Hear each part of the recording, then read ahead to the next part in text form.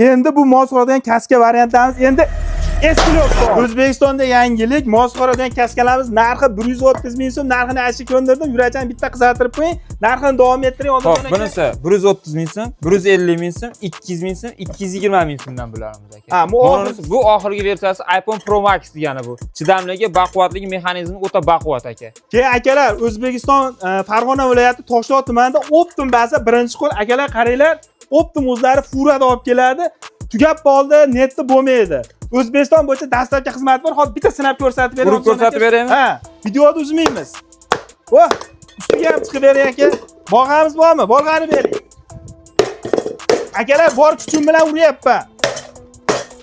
Videoni uzmay ko'rsatib bering. Mana akalar. Mana.